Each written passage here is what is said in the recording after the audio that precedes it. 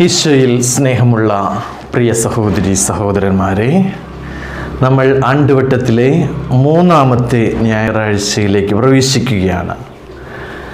ആണ്ടുവട്ടത്തിലെ നമ്മുടെ ദൈവവചന ഭാഗങ്ങൾ മുഖ്യമായും നമ്മോട് പറയുക ഈശോയുടെ പരസ്യ ജീവിതത്തെക്കുറിച്ചാണ്.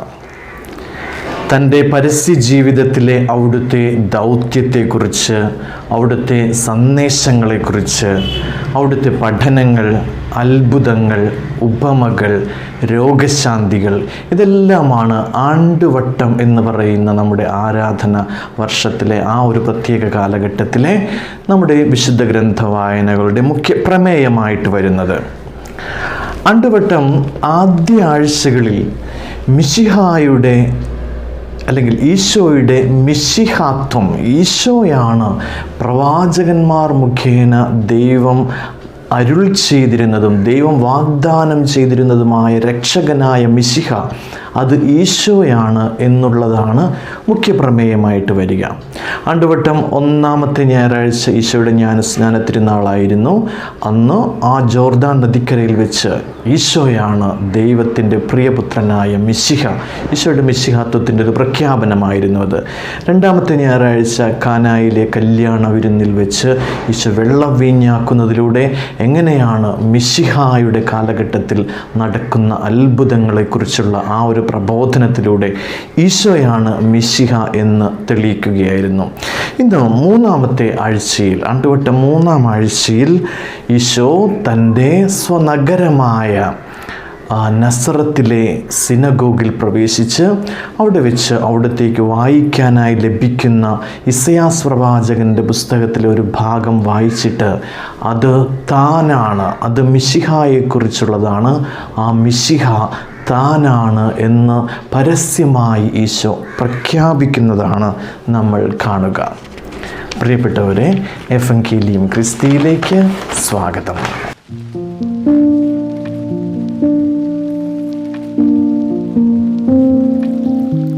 ലൂക്കായുടെ സുവിശേഷത്തിൻ്റെ ആരംഭം മുതലാണ് ഇന്നത്തെ നമ്മുടെ സുവിശേഷം ആരംഭിക്കുക.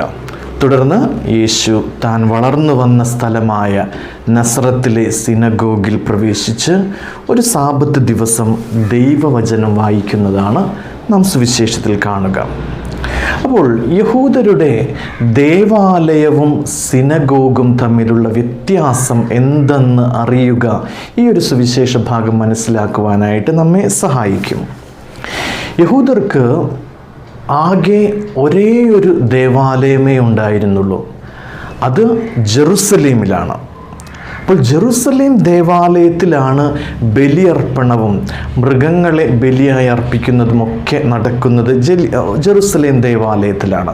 അതുകൂടാതെ വാർഷികമായി ഒരു വർഷത്തിൽ അവർ ഒരിക്കൽ മാത്രം ആഘോഷിക്കുന്ന പെസഹ, പെന്തക്കൊസ്ത, അല്ലെങ്കിൽ ഓരോ വ്യക്തികളുടെ ജീവിതത്തിലുള്ള ശുദ്ധീകരണം, സമർപ്പണം, ഇങ്ങനെയുള്ള കാര്യങ്ങൾക്കൊക്കെ ആയിട്ട് ഓരോ യഹൂദനും, പ്രായപൂർത്തിയായ യഹൂദരെല്ലാവരും ജെറുസലേമിൽ ഈ ദേവാലയത്തിലേക്ക് പോകണമായിരുന്നു. എന്നാൽ സിനഗോഗുകൾ എന്ന് പറഞ്ഞാൽ പ്രാദേശികമായിട്ടുള്ള സ്ഥലങ്ങളിലുള്ള അവർക്ക് ഒന്നു ചേർന്ന് ദൈവവചനം ശ്രവിക്കാൻ, പ്രത്യേകമായിട്ട് തോറ, അവരുടെ വിശുദ്ധ ഗ്രന്ഥമായ തോറ വായിക്കുകയും അതിൻ്റെ വ്യാഖ്യാനങ്ങൾ കേൾക്കുകയും അങ്ങനെ ദൈവത്തെ സ്തുതിക്കുകയും ചെയ്യുവാനായിട്ട് ഓരോ നഗരത്തിലും ഗ്രാമങ്ങളിലുമൊക്കെ ഉണ്ടായിരുന്ന ആ ഒരു സംവിധാനത്തെയാണ് സിനഗോഗ് എന്ന് പറഞ്ഞിരുന്നത്. അവിടെ അവർ വിശുദ്ധ ഗ്രന്ഥം വായിക്കും, പ്രത്യേകമായിട്ട് തോറ, പിന്നെ അവരുടെ വിശുദ്ധ ഗ്രന്ഥത്തിൻ്റെ മറ്റ് 2 പ്രധാനപ്പെട്ട ഭാഗങ്ങളായ നേബീം, കെത്തുബീം എന്ന് പറയുന്ന പ്രവാചകന്മാരുടെയും മറ്റ് വിജ്ഞാനത്തിൻ്റെയും ഒക്കെ പുസ്തകങ്ങൾ പോലെയുള്ള പുസ്തകങ്ങളൊക്കെ വായിച്ചിരുന്നു. അപ്പോൾ സിനഗോഗിൽ ഒരിക്കലും ബലിയർപ്പണം ഉണ്ടായിരുന്നില്ല, ഒരു മൃഗത്തെ ബലിയർപ്പിക്കുന്ന ഏർപ്പാട് സിനഗോഗിലില്ല. അതുകൊണ്ട് തന്നെ സിനഗോഗിൽ പുരോഹിതന്മാർ ആരും തന്നെ ഉണ്ടായിരുന്നില്ല. സിനഗോഗിലുണ്ടായിരുന്നത് വിശുദ്ധ ഗ്രന്ഥം വായിക്കുകയും വ്യാഖ്യാനിക്കുകയും പ്രസംഗിക്കുകയും ഒക്കെ ചെയ്യുക എന്നുള്ളതാണ്. അതുകൊണ്ട് വിശുദ്ധ ഗ്രന്ഥത്തിൽ അവഗാഹമുള്ള പണ്ഡിതന്മാരായിട്ടുള്ളവർ, ഉദാഹരണത്തിന് ഫരിസേയരൊന്നും പുരോഹിതരായിരുന്നില്ല, അവരൊന്നും ബലിയർപ്പിച്ചിരുന്നില്ല, അവരൊക്കെ സാധാരണ മനുഷ്യരായിരുന്നു. പക്ഷേ വിശുദ്ധ ഗ്രന്ഥത്തിൽ അവഗാഹമുണ്ടായിരുന്നു, പാണ്ഡിത്യമുണ്ടായിരുന്നു. അവരത് ജനങ്ങളുമായിട്ട് പങ്കുവെക്കുകയും ചെയ്യുമായിരുന്നു. അതുപോലെയാണ് ഈശോ നസറത്തിലെ ഈ സിനഗോഗിലേക്ക് കടന്നു വരുന്നത്. ഈശോ ഒരിക്കലും പുരോഹിതനായിരുന്നില്ല. യഹൂദരുടെ മാനദണ്ഡം അനുസരിച്ച് ഈശോ പുരോഹിതനായിരുന്നില്ല. ഈശോ അവിടെ അറിയപ്പെട്ടിരുന്നത് ഒരു റബ്ബായി, ഒരു ഗുരു എന്ന അർത്ഥത്തിലാണ്. അപ്പോൾ ആ ഗുരുവായ ഈശോ തീർച്ചയായിട്ടും വിശുദ്ധ ഗ്രന്ഥം വായിക്കുവാനായിട്ട് പ്രാപ്തനാണ് എന്ന് ഇവർക്ക് മനസ്സിലായതുകൊണ്ടാണ് ഈശോയെ അവർ വിശുദ്ധ ഗ്രന്ഥം വായിക്കുവാനായിട്ട് ഏൽപ്പിക്കുന്നത്. അങ്ങനെ ഒരു ദിവസം ഈശോ സാബത്ത് ദിവസം നസറത്തിലെ സിനഗോഗിൽ പ്രവേശിക്കുന്നു. അവിടത്തേക്ക് വായിക്കുവാനായി ഇസയാസ് പ്രവാചകന്റെ പുസ്തകം നൽകപ്പെടുന്നു. യഹൂദർ ആദ്യം എപ്പോഴും വായിക്കുക തോറയിൽ നിന്നാണ്, അതായത് ആദ്യത്തെ 5 പുസ്തകങ്ങൾ, ഉൽപ്പത്തി, പുറപ്പാട്, ലേവ്യർ, സംഖ്യ, നിയമാവർത്തനം മുതലായ 5 പുസ്തകങ്ങളിൽ നിന്ന്. രണ്ടാമത്തെ വായനയാണ് എപ്പോഴും ഈ പ്രവാചക ഗ്രന്ഥങ്ങളിൽ നിന്ന്. അപ്പോൾ അന്ന് ഈശോ, നമ്മുടെയൊക്കെ ലിറ്റർജിക്കൽ ഭാഷയിൽ പറയുകയാണെങ്കിൽ 2ാം വായനയാണ് ഈശോ അന്ന് വായിച്ചത്. അപ്പോൾ മിക്കവാറും ഇത് ചെയ്യുന്നത് ഫരിസേയ വിഭാഗത്തിലുള്ളവരായിരിക്കും ഈ കർമ്മങ്ങൾ നടത്തുക. മിക്കവാറും സിനഗോഗുകളെല്ലാം ഫരിസേയരുടെ കീഴിലായിരുന്നു, കാരണം അവരാണ് വിശുദ്ധ ഗ്രന്ഥത്തിൽ അവഗാഹമുള്ളവരായിരുന്നത്. അപ്പോൾ തീർച്ചയായിട്ടും ഈശോ സിനഗോഗിൽ പ്രവേശിക്കുകയും പ്രസംഗിക്കുകയും ചെയ്യുമ്പോൾ ആരായിരിക്കും യേശുവിനോട് കൂടുതൽ തർക്കിക്കുവാനായിട്ട് വരുന്നത്? തീർച്ചയായിട്ടും ഫരിസേയരായിരിക്കും. കാരണം അവരുടെ ഒരു ഏരിയയിൽ, അവരുടെ ഒരു കർമ്മ മണ്ഡലത്തിൽ കയറിയാണ് ഈശോ കളിക്കാൻ പോകുന്നത്. അപ്പോൾ അതുകൊണ്ട് മിക്കവാറും ഫരിസേയരും ഈശോയും തമ്മിലുള്ള മിക്കവാറും തർക്കത്തിൻ്റെ കാരണം, ഫരിസേയർക്ക് ഈശോയോട് വിരോധം തോന്നുവാനുള്ള കാരണം എന്താ? ജനങ്ങൾ ഈശോയെക്കുറിച്ച് പറയാൻ തുടങ്ങി, ഇവൻ ഫരിസേയരെ പോലെയല്ല, ഇവൻ അധികാരമുള്ളവനെ പോലെയാണ് പഠിപ്പിക്കുന്നത് എന്ന് ജനങ്ങൾ പറയാൻ തുടങ്ങി. അപ്പോൾ തീർച്ചയായിട്ടും ഫരിസേയർ ഈശോയ്ക്ക് എതിരായതിൽ യാതൊരു അത്ഭുതവുമില്ല. ഈശോ അന്ന് ഇസയാസ് പ്രവാചകന്റെ പുസ്തകത്തിൽ നിന്ന് വായിക്കുകയാണ്. കർത്താവിൻ്റെ ആത്മാവ് എൻ്റെ മേലുണ്ട്, ദരിദ്രരെ സുവിശേഷം അറിയിക്കുവാൻ അവിടുന്ന് എന്നെ അഭിഷേകം ചെയ്തിരിക്കുന്നു. ബന്ധിതർക്ക് മോചനവും അന്ധർക്ക് കാഴ്ചയും അടിച്ചമർത്തപ്പെട്ടവർക്ക് സ്വാതന്ത്ര്യവും കർത്താവിന് സ്വീകാര്യമായ വത്സരവും പ്രഖ്യാപിക്കുവാൻ അവിടുന്ന് എന്നെ അയച്ചിരിക്കുന്നു. ഈശോ വായിച്ച ഈ ഭാഗം ഇസയാസ് പ്രവാചകന്റെ 61-ാമത്തെ അധ്യായത്തിൽ നിന്നുള്ളൊരു ഭാഗമാണ്. ഇവിടെ വളരെയധികം പ്രധാനപ്പെട്ടൊരു ഭാഗമാണത്. കാരണം ഇസയാസ് പ്രവാചകൻ വളരെ അപൂർവമായി മാത്രം ഉപയോഗിച്ചിട്ടുള്ള മിശിഹ എന്ന പദം, അല്ലെങ്കിൽ അഭിഷിക്തൻ, അഭിഷേകം ചെയ്യപ്പെട്ടവൻ എന്ന ഒരു പദം ഉപയോഗിച്ചിരിക്കുന്ന ഒരു ഭാഗമാണ് ഈ 61-ാം അധ്യായത്തിലെ ഈ ഭാഗം.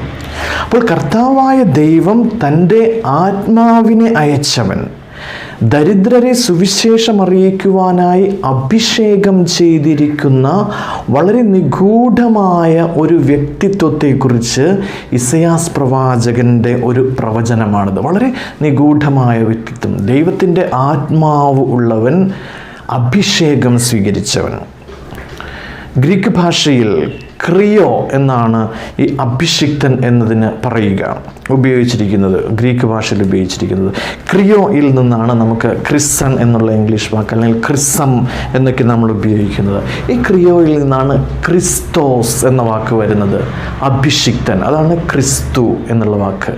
ക്രിസ്തു എന്നാൽ അഭിഷിക്തൻ എന്നാണ്.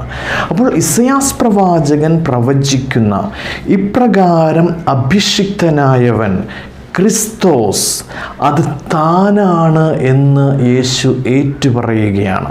യേശു എന്താ പറയുക?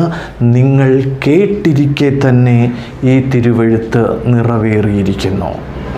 അപ്പോൾ നോക്കുക, അത് മാത്രമല്ല, ഈ അഭിഷിക്തനായവന് വളരെ വ്യക്തമായ ഒരു ലക്ഷ്യവും ദൗത്യവുമുണ്ട്. ഒന്നാമത്തേത്, അവൻ ദരിദ്രരോട് സുവിശേഷം പ്രസംഗിക്കുക, ബന്ധിതർക്ക് മോചനം പ്രഖ്യാപിക്കുക, സ്വാതന്ത്ര്യത്തിൻ്റെ ഒരു വർഷം പ്രഖ്യാപിക്കുക. അതാണ് കർത്താവിന് സ്വീകാര്യമായ വത്സരം.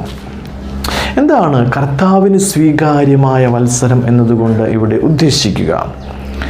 ലേവ്യരുടെ പുസ്തകം 25-ാം അധ്യായത്തിൽ നമ്മളത് കാണുന്നുണ്ട്. കർത്താവിന് സ്വീകാര്യമായ വത്സരം എന്നാൽ ജൂബിലി വർഷത്തിന് പറയുന്ന മറ്റൊരു പേരാണ്. ലേവ്യരുടെ പുസ്തകത്തിൽ ഇങ്ങനെ പറയുന്നുണ്ട്: വർഷങ്ങളുടെ 7 സാബത്തുകൾ എണ്ണുക, 7 പ്രാവശ്യം 7 വർഷങ്ങൾ, അതായത് 7 വർഷങ്ങൾ കൂടുമ്പോൾ വർഷങ്ങളുടെ ഒരു സാപത്താവും 7 വർഷങ്ങൾ. അങ്ങനെ 7 പ്രാവശ്യം ആവർത്തിക്കുമ്പോൾ 7 ഗുണം 7 49 വർഷങ്ങൾ.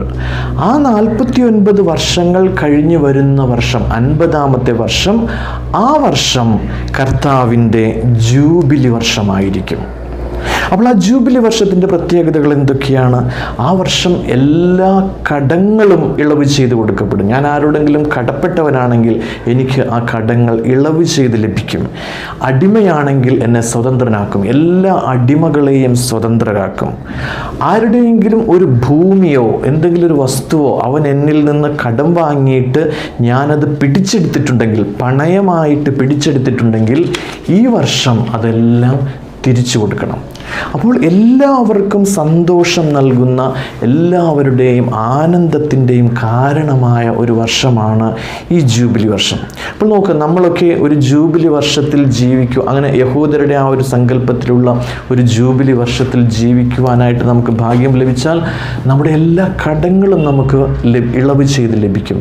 നമ്മുടെ പിടിച്ചെടുക്കപ്പെട്ട പണയ വസ്തുക്കൾ അതെല്ലാം നമുക്ക് തിരിച്ചു കിട്ടും. അപ്പം നമുക്കൊക്കെ സന്തോഷത്തിൻ്റെ ഒരു കാരണമാണ്. അവരത് നൽകുന്നതും കർത്താവിൻ്റെ ആജ്ഞയായതുകൊണ്ട് സന്തോഷത്തോടെ തന്നെയായിരിക്കും. അപ്പോൾ എല്ലാവർക്കും സന്തോഷത്തിന് കാരണമായ ഒരു വർഷം, അതാണ് കർത്താവിന് സ്വീകാര്യമായ ജൂബിലി വർഷം.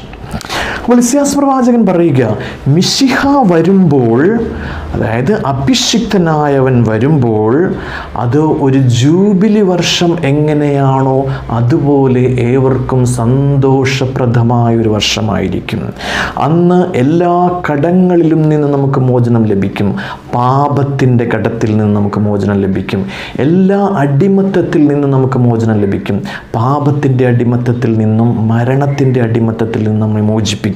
അങ്ങനെ ഏവർക്കും സന്തോഷം, നിത്യമായ ആനന്ദം നൽകുന്ന സമയമായിരിക്കും. ആ സമയമാണ് മിശിഹായുടെ സമയം. ആ മത്സരം പ്രഖ്യാപിക്കുവാനാണ് ദൈവത്തിൻ്റെ ഈ അഭിഷിക്തൻ മിശിഹ ക്രിസ്തോസ് കടന്നു വരുന്നത്. അപ്പോൾ വായന കഴിഞ്ഞിട്ട് ഈശോ അവിടെ ഇരിക്കുന്നു. അപ്പോൾ എല്ലാവരും അവിടുത്തെ സാഗൂതം ഇങ്ങനെ നോക്കിയിരിക്കുകയാണ്. എന്താണ് ഇവരിങ്ങനെ സാഗൂതം നോക്കിയിരിക്കാനൊരു കാരണമുണ്ട്. കാരണം സാധാരണ ഈ സിനഗോഗിൽ ഈ ദൈവവചന ശുശ്രൂഷ നടക്കുമ്പോൾ ദൈവവചനം വായിക്കുന്നയാൾ ആ ചുരുൾ നിവർത്തിയിട്ട് വായിച്ചു കഴിഞ്ഞ് ചുരുൾ ചുരുട്ടി അവിടെ വെച്ചിട്ട് എവിടെ നിന്നാണോ വായിച്ചത് അവിടെ നിന്നുകൊണ്ട് തന്നെയാണ് ഒരു പ്രസംഗം നടത്തുക, അതിൻ്റെ വ്യാഖ്യാനം നടത്തുക.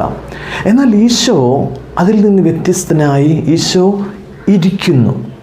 ഇരിക്കുകയാണ്. എവിടെയാണ് ഈശോ ഇരുന്നിട്ടുണ്ടാവുക?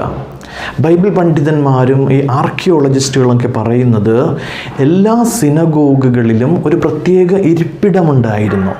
ആ ഇരിപ്പിടം അറിയപ്പെടുക മോശയുടെ ഇരിപ്പിടം എന്നാണ്, ദ ചെയർ ഓഫ് മോസസ്. അപ്പോൾ ഈശോ ആ ചെയർ ഓഫ് മോശയുടെ ഇരിപ്പിടത്തിൽ ഇരുന്നു കൊണ്ടാണ് ഈശോ അവരോട് പറയുന്നത്. അപ്പോൾ ആ ഇരിപ്പിടം, മോശയുടെ ഇരിപ്പിടം എന്നാൽ കാലാകാലങ്ങളായി മോശയിലൂടെ ലഭിച്ച നിയമത്തിൻ്റെ അധികാരത്തിൻ്റെ, മോശയുടെ അധികാരത്തിൻ്റെ ഒരു പ്രതീകമായിരുന്നു ആ ഇരിപ്പിടം. ഈശോ അവിടെയാണ് കയറിയിരിക്കുന്നത്. അവിടെ ഇരുന്നു കൊണ്ടാണ് ഈശോ അവരോട് പറയുന്നത്, ഇന്ന് നിങ്ങൾ കേട്ട ഈ തിരുവെഴുത്ത് എന്നിൽ പൂർത്തിയായിരിക്കുന്നു. അപ്പോൾ നോക്കുക, അധികാരത്തോടെ ഇരുന്നു കൊണ്ടാണ് ഈശോ പഠിപ്പിക്കുന്നത്. അപ്പോൾ നമ്മുടെയൊക്കെ ഒരു ധാരണ നിന്നുകൊണ്ട് പഠിപ്പിക്കുന്നതാണ് അധികാരം എന്നാണ്. പക്ഷെ അല്ല, ഇരുന്നു കൊണ്ട് പഠിപ്പിക്കുന്നതാണ് അധികാരം. അതാണ് നമ്മുടെയൊക്കെ കത്തീഡ്രൽ ദേവാലയങ്ങളുടെ പ്രത്യേകത. ഒരു മെത്രാൻ്റെ ദൗത്യമാണ് പഠിപ്പിക്കുക, നയിക്കുക, വിശദീകരിക്കുക എന്നുള്ളത്. അങ്ങനെ പഠിപ്പിക്കുന്നത്, മെത്രാൻ പഠിപ്പിക്കുന്നത് ആ ദേവാലയത്തിലുള്ള പ്രത്യേക ഇരിപ്പിടമുണ്ട്. ആ ഇരിപ്പിടത്തിനെയാണ് നമ്മൾ കത്തീഡ്ര എന്ന് പറയുന്നത്. ആ കത്തീഡ്ര ഉള്ള ദേവാലയമാണ് ഇതാണ് കത്തീഡ്രൽ ദേവാലയം. അപ്പോൾ നിങ്ങളൊക്കെ ശ്രദ്ധിച്ചിട്ടുണ്ടാവും, മെത്രാന്മാർ പലപ്പോഴും പ്രസംഗിക്കുന്നത് മറ്റു വൈദികരെ പോലെ നിന്നുകൊണ്ടല്ല.